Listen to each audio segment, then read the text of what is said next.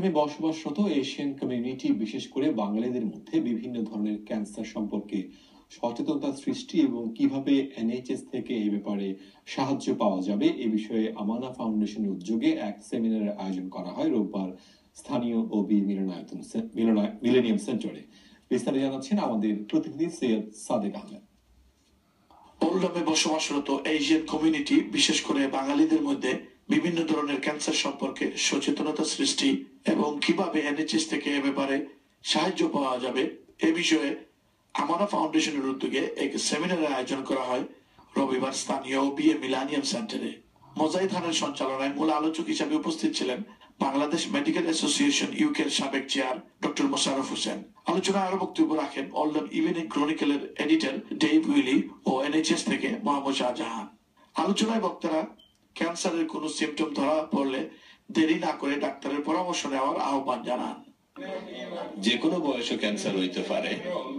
আমরা অনেক জীবনযাত্রা আমরা যেমন স্মোকিং করি, যদি আমরা নিজের লুক আফটার না করি, খাওয়া দাওয়া ঠিকঠাক মতো না করি, এটার লাগেও আমরা ক্যান্সারের চান্স থাকতে পারে। সুতরাং যদি কোনো বেমার হয়, বেমারটা যদি বালা হন না, এটা ইগনোর করা উচিত না, ডাক্তারের কাছে যাওয়া উচিত এবং ইনভেস্টিগেশন করানো উচিত, দেখা উচিত যে এটা ক্যান্সার না কোনো সিম্পল জিনিস। ক্যান্সার বিজয়ী ডেভ উইলি তার অনুভূতিতে জানান, It's been a battle, but I would tell everybody to get out there. If you've got symptoms showing, go to your doctor and get the cancer found early if it is cancer. You can get a lot of help. The doctors are fantastic. জনসচেতনতা সৃষ্টি করতে ভবিষ্যতেও আরো seminar আয়োজনের কথা জানান আয়োজক মোজাহিদ খান।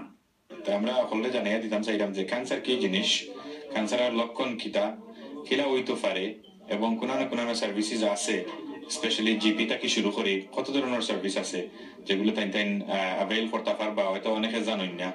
তো এটা আজকে পয়লা প্রোগ্রাম। আমরা আশা করলাম যে আমি বছরে 2-3টা বড় প্রোগ্রাম করবো মানুষের অ্যাওয়ারনেস করার লাগে। Syed Sadek Ahmed, channel S news, Oldham, Greater Manchester.